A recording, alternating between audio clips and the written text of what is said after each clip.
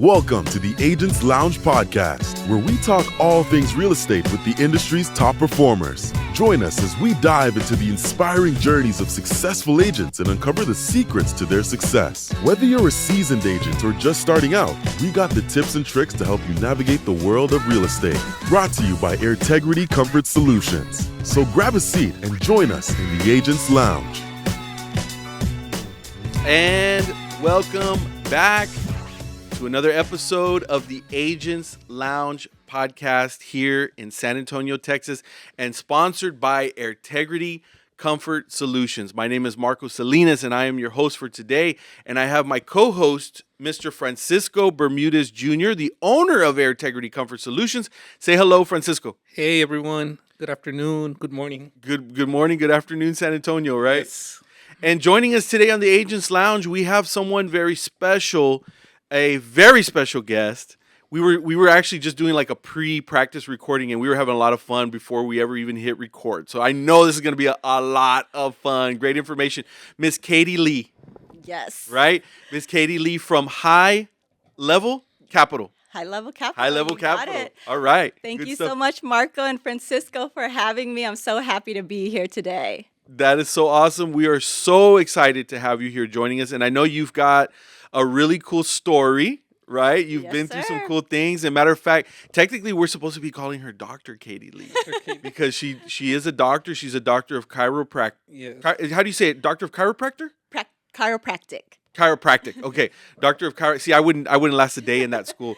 But but actually you made a big giant career change, Yes, didn't I you? did. Yes, right? I did. And so now going to school for chiropractic is not like a 1-year program, Definitely right? not. You poured in some time Yes, into it's that. 4 years in undergrad and 4 more years in chiropractic school. graduate Wow. school. So for you to step away from that, you must have really determined that that was not your calling and there was something bigger. There was something that was resonating with you far more than being a doctor of chiropractic. That's definitely right. That's what we're going to talk Yes. about. All right. That's what we're going to talk about today, right? Okay. So, Katie Lee, you are originally from California. We'll go a little bit to the backstory first, okay? You're from California. You grew up, but you said you grew up mostly in San Antonio, though, right? Yes. How old were you when you came to San Antonio? When I came here, I was about in the 5th grade, I believe, in San Antonio. And Okay. so I pretty much grew up here in my childhood school years, all the way up to high school Can I when ask where did you go? graduated.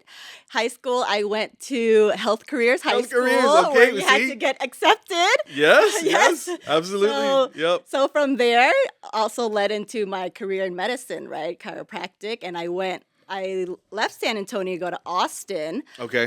for college. You little rebel. You're such a rebel. At the University of Texas at Austin. Go Longhorns. Right? Heck Go yeah. Longhorns. Longhorn So, pride, huh? you know, I lived my best life in the college years, the college experience. Everybody Sixth Street, knows. Were you on yes. 6th Street all the time? Everybody knows at UT, okay? That's a wild place over Right. there for college students, right? Yes, I'm sure you had fun. Definitely had a You got it blast. out of your system? Yes, you're right. Yeah. Got it out of my system. Okay. Started to focus.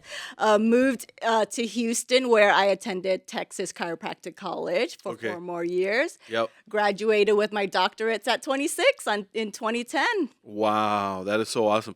Okay, now I have to ask this question. I have some friends that are Asian, and their parents are like, "You will be a doctor."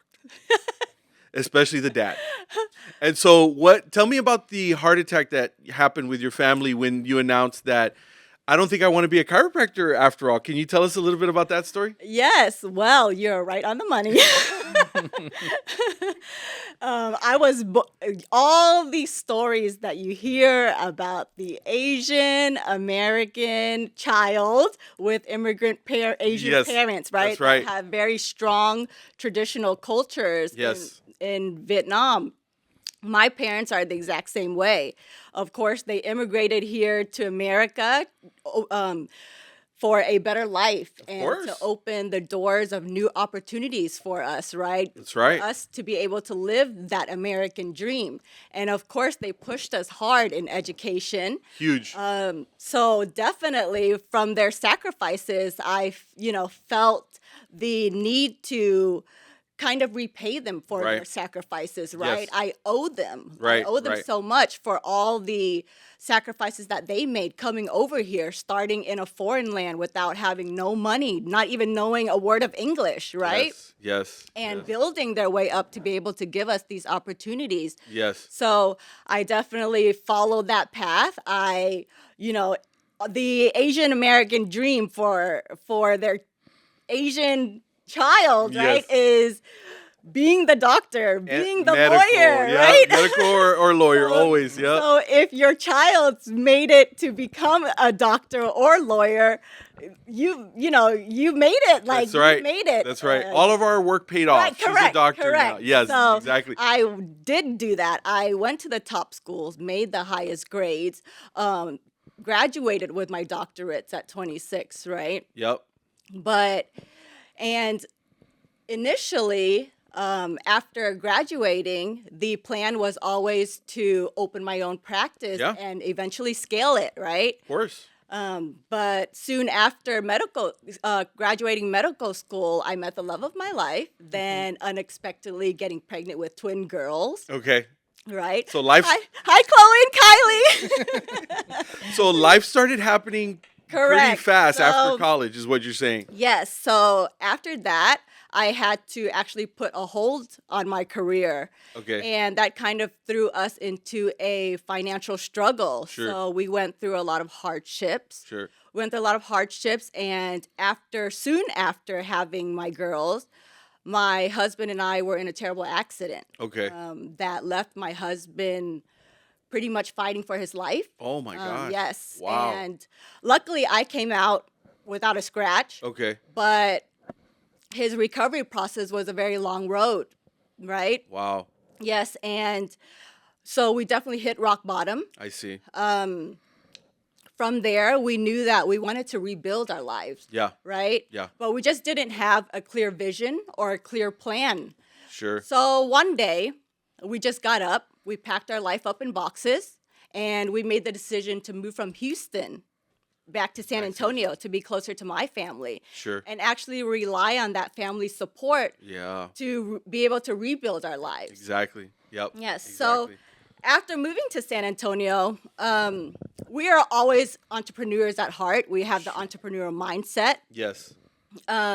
and we see opportunities everywhere we go.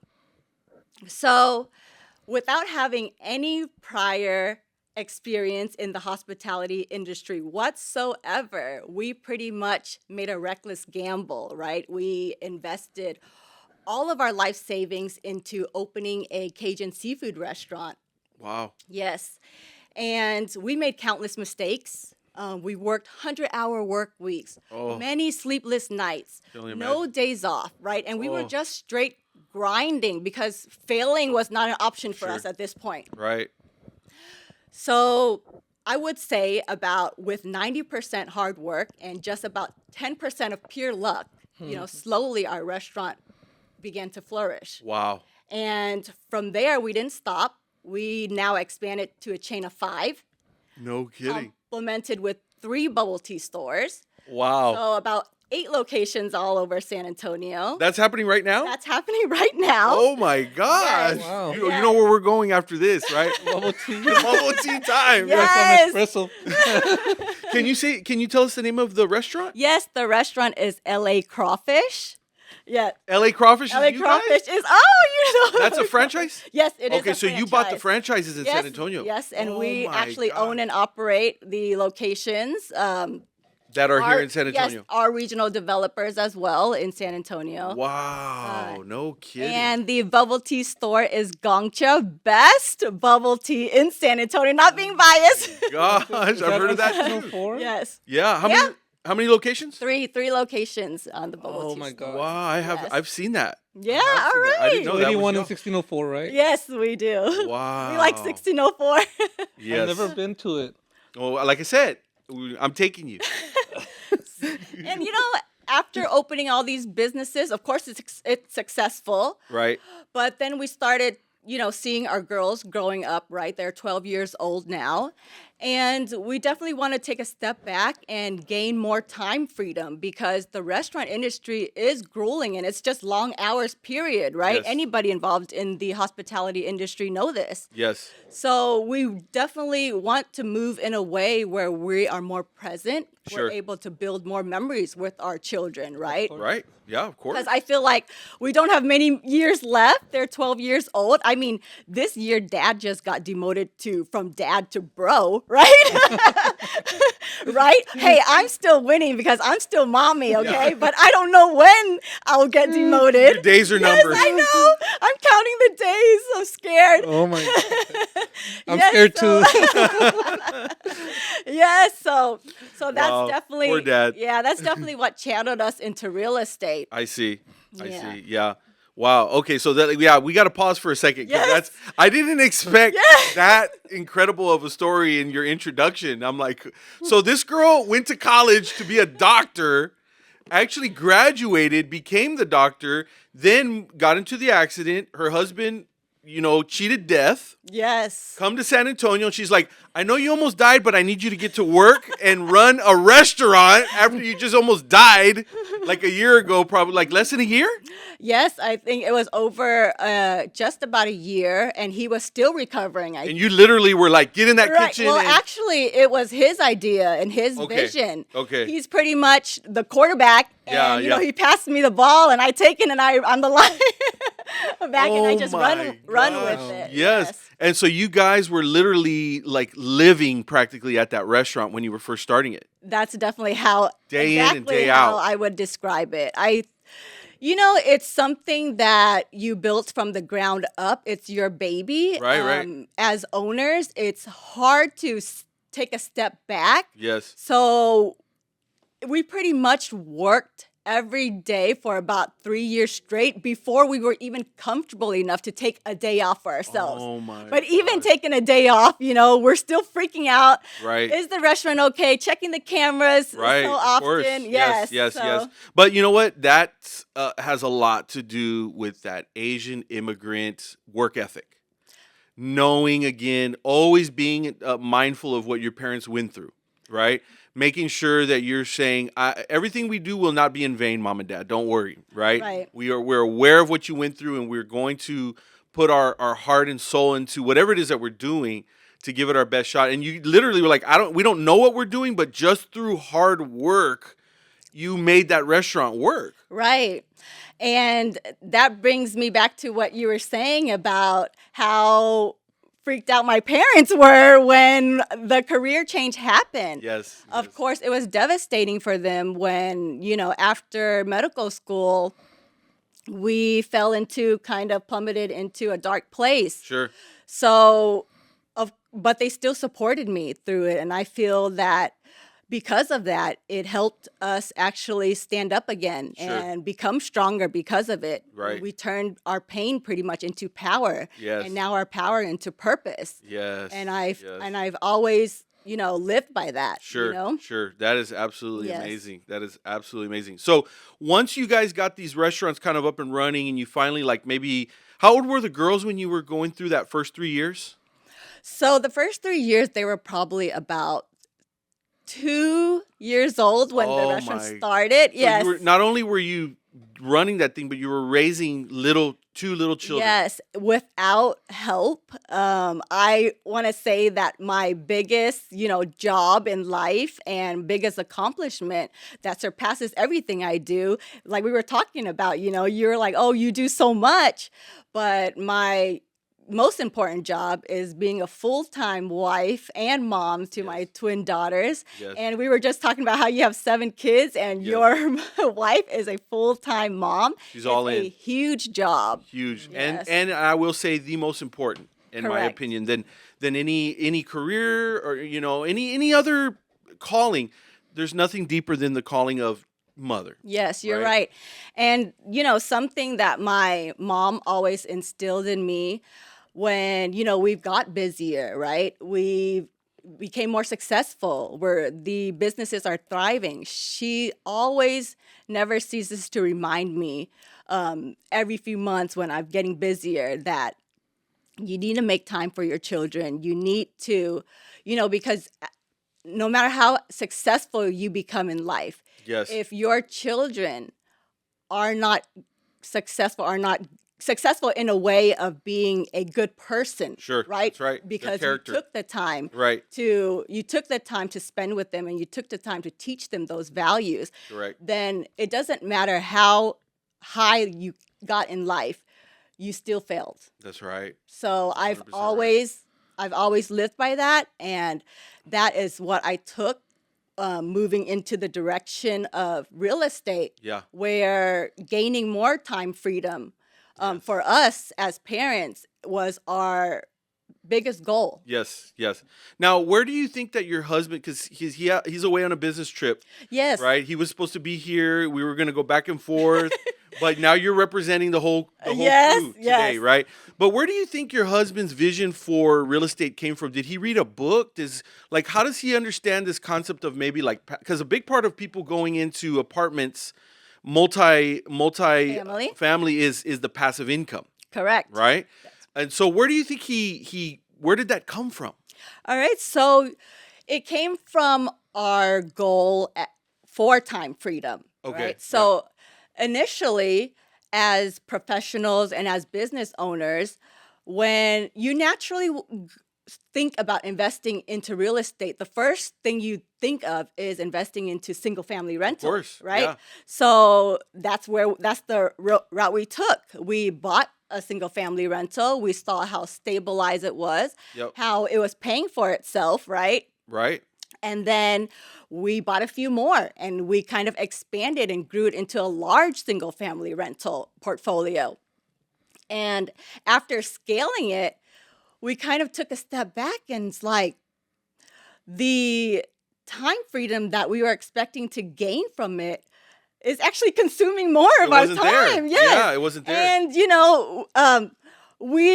a time that we didn't have because we are business owners and full-time professionals, right? Yeah. So we saw ourselves running around being property management, being the handyman, dealing with tenant issues and so on. Fixing toilet. Yes, Yeah. yes. Yeah. And we're like, man, we invested into the wrong asset class because it's not helping us. Where's the time freedom? Right. Yeah. Yeah. So from there, that's when we learned about multifamily Okay. from a friend that referred us into this exclusive circle of investment opportunities in multifamily. Okay. And we ended up investing in several deals as limited partners, Okay. completely passive, right? That went the full cycles. So we had several deals under our belt, and we're thinking, man, this is easy, Compared to everything you've correct. been doing, yeah. It's completely passive, and as business owners, we were able to take full advantage of the benefits of owning real estate, right? Sure. And being completely hands off. Yes. Right? The tax advantages, capital preservation, appreciation, cash flow. Yeah. Right? Right. So all of these things and not doing any work. So Yeah. from that point, of course, with our entrepreneurial mindset, we always like to scale. And from there, we went on to leading our own deals Yes. and being general partners. And that's what high level capital is? That is what High Level Capital is. I am the co-founder and director of investor relations at High Level Capital. We are a private equity commercial real estate investment firm. We invest predominantly in large multifamily assets. Wow. However, all of these vehicles and everything that we do actually serves a greater purpose and our ambitions for philanthropy. Okay. Yeah. That's what really fulfills us Yep. and ignites our soul, I feel. Sure. Yes. So we went on to founding our own nonprofit organization, the Fam Legacy Foundation, where we focus heavily on creating that impactful and sustainable change Yes. in those of dire need, and we do it predominantly back in our homeland, Vietnam. Okay. We go back there every year, and Yep. we have missions to go to the orphanages, the elderly centers. We provide basic essentials for them. Yeah.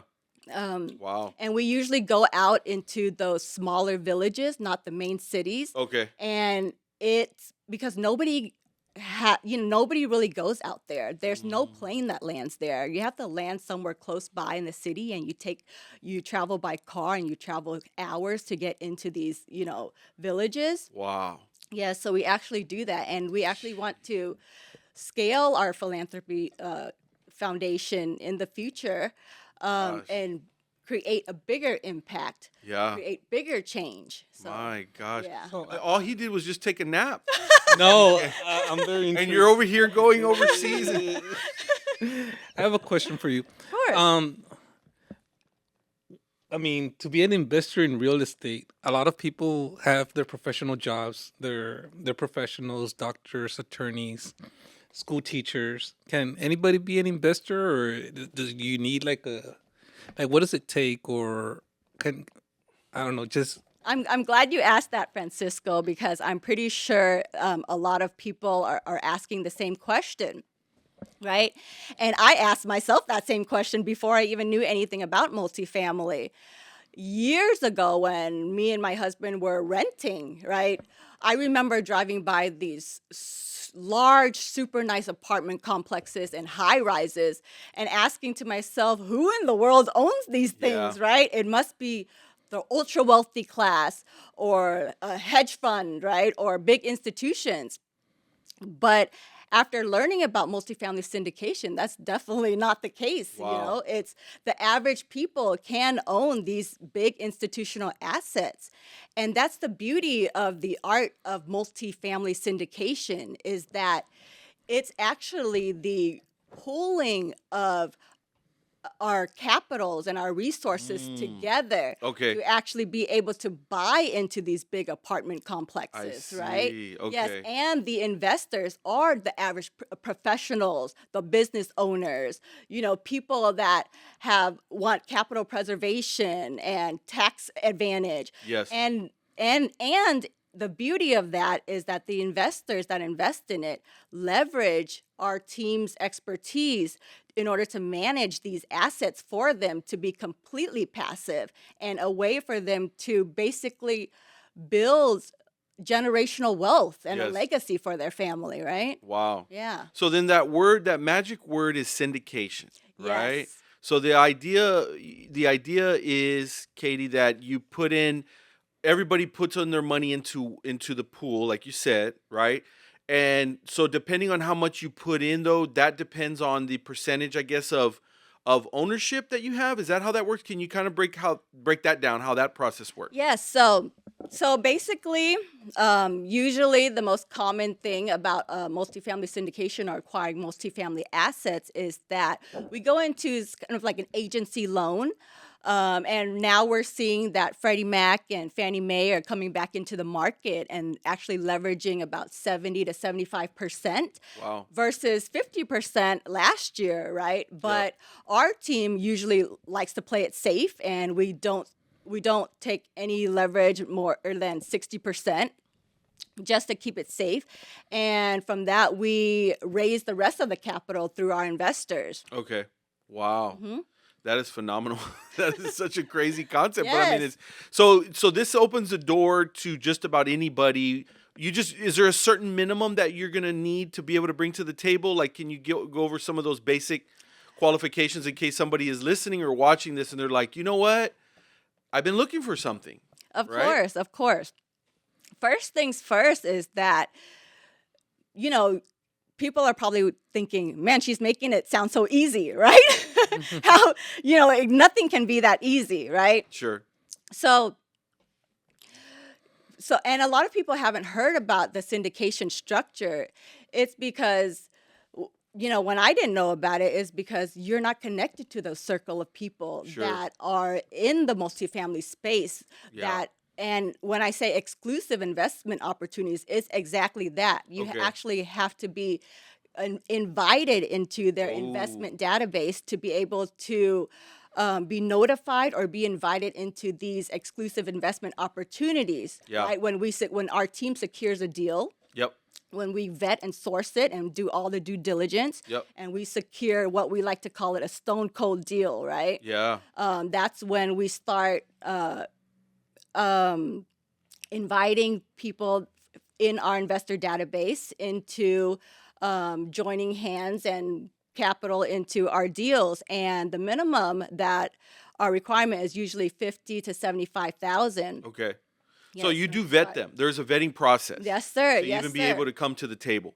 Yes, sir. So we like to pride ourselves in building relationships with Yeah. our investors. Sure. We don't do any mass marketing. We're not those big name, companies Yeah. where we just want to take your money BlackRock or right, whatever, yeah. and not get to know you. You're just Sure. another, name in our, black book. Of That's course. definitely not how we run things. We like to call ourselves like maybe like a kind of like a boutique shop where Okay. we mainly focus on the relationships and the connections that we build. Sure. So every investor that we have in the portal, there's not one investor that we haven't had lunch with, we haven't sat down with, had multiple Zooms with, right, and conversations with. We actually know about you. Yeah. We know about your goals. We know about your financial goals, I see. what you're looking for in investments.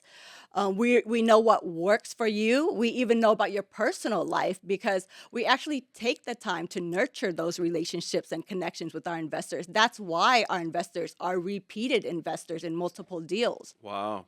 Yes. So that's just our model and our structure in our company. Yeah. So I'm not going to wait for the deal to come and then call you up and be like, hey, Francisco, the deal is here, sign me that 6-figure check. Like, no, Right. I've been in contact with you. You know how many deals I've been underwriting, Yeah. and I've been passing up until I got to this one stone cold deal that I'm contacting you Sure. about. You know how much work I put in to find and source the right deal for our investors. Right. And for them to know that and trust us and know our track record and know how much we care about our investors. Yeah. And if it's something that doesn't work for you, I'm not even going to call you, until I find something that fits your buy box, Wow. that checks all your boxes. And that's just how we work as a company. Sure. Sure. Yeah. So is there a certain expectation, would you say though, Katie, as far as like people that are involving themselves with you, like we are going to receive a minimum X return back? Because that seems to be the thing that people get so wrapped up in. I mean, I understand, right? We don't want to put our money into something that we're not going to see a return on, right? And some people, some things like crypto are through the roof, but of course the risk levels are through the roof, right? It sounds like you're offering something that's pretty stable and pretty safe. Yes. Right. And so are you able to talk about those type of things? Yes, like definitely. expectations? So when you say stable and safe, multifamily asset is exactly that. Yeah. It is a very stabilized, low risk asset that you buy into.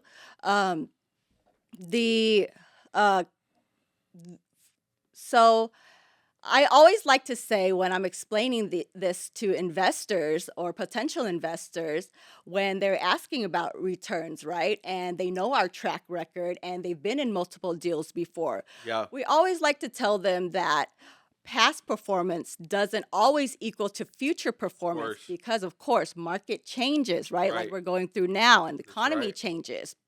Nobody expected COVID. Correct. Yeah. Correct. Stuff So, like that. but typically we've been seeing a return about 17 to 18% IRR, internal rate of return.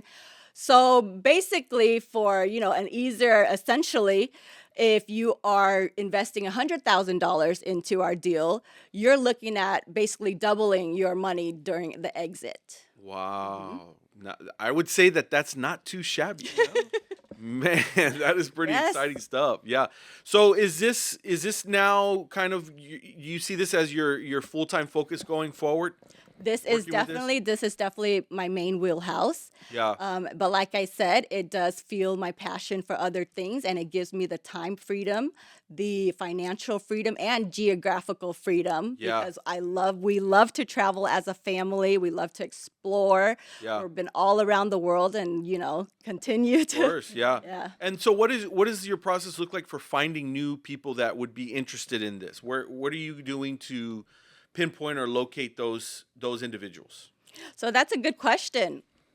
Like I said, we are continually educating other people and even people that are not interested in investing. We love to educate. We love to go out there and meet new people.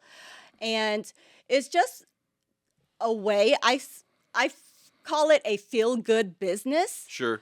We are actually helping other families find affordable housing while building our family's legacy as well in passive wealth, right? Yeah.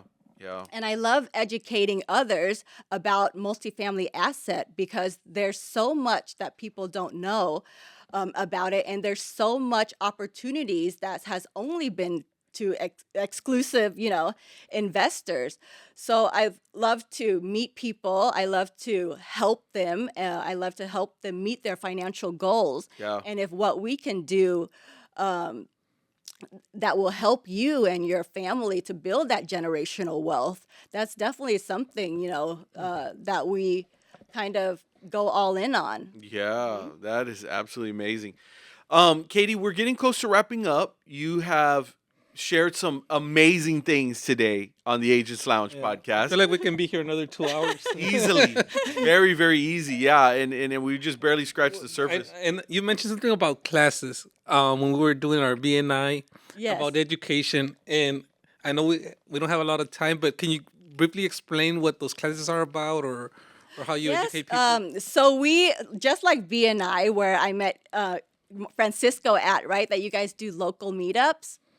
So High Level Capital also hold local meetups to educate the public about the multifamily space, about the structure, and just clearly, educating. And maybe, it will work for some investors, maybe it won't, but just learning about it, right? And doing the due diligence yourself. Yeah. For your investment, for your future. Yep. It's something that we hold monthly. You can definitely find more information about it on our website, which is www.highlevel,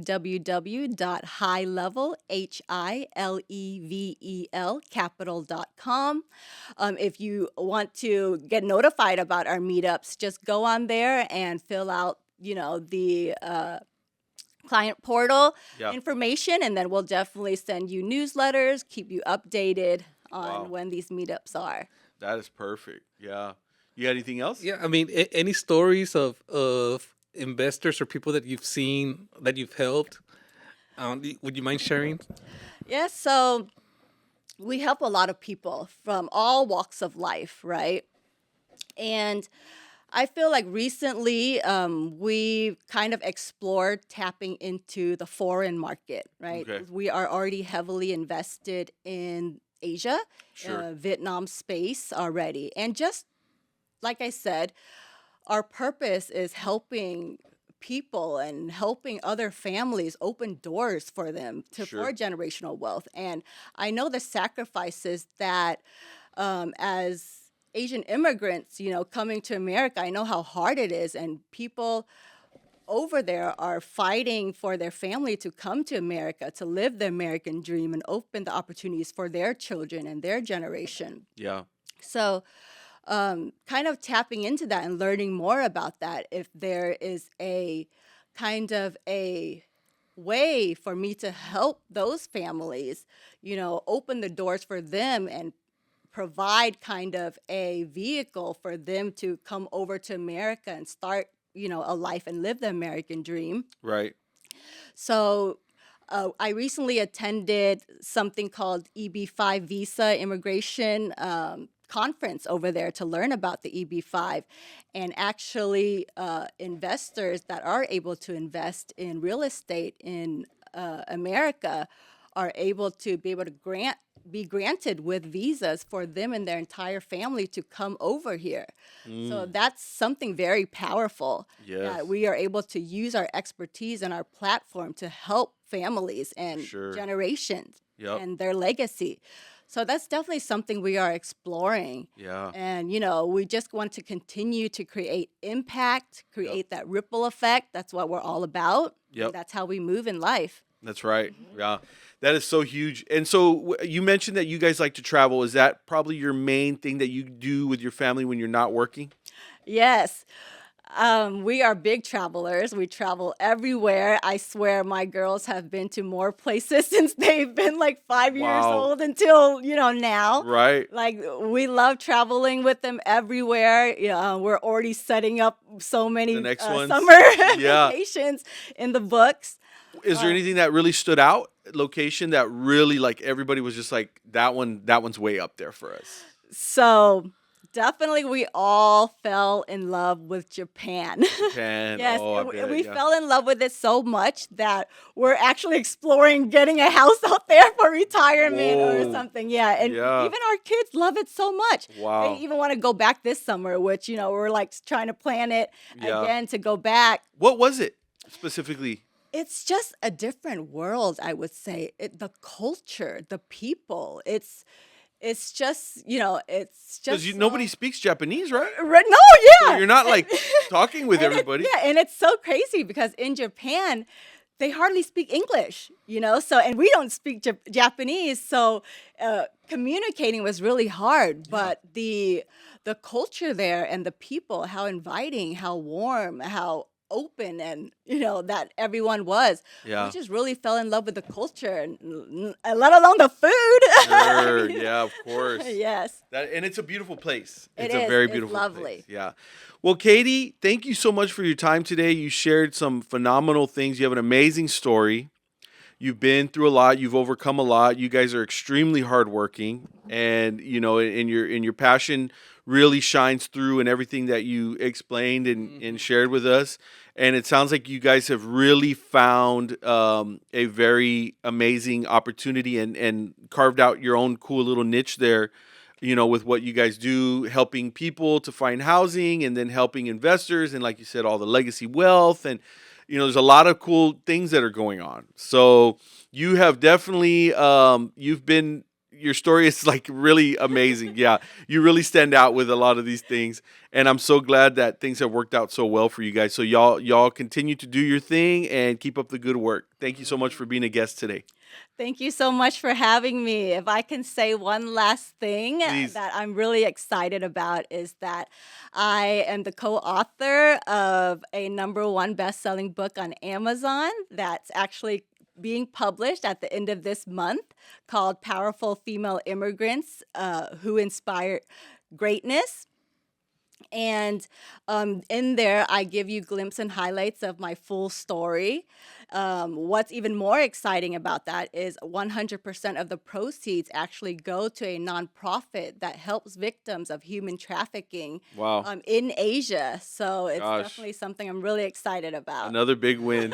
Man, that is awesome. Congratulations on that. Thank you That so is- much. That is a great accomplishment. So again, thank you so much for your time today. And that does it for another episode of the Agents Lounge podcast. We'll catch you here next time.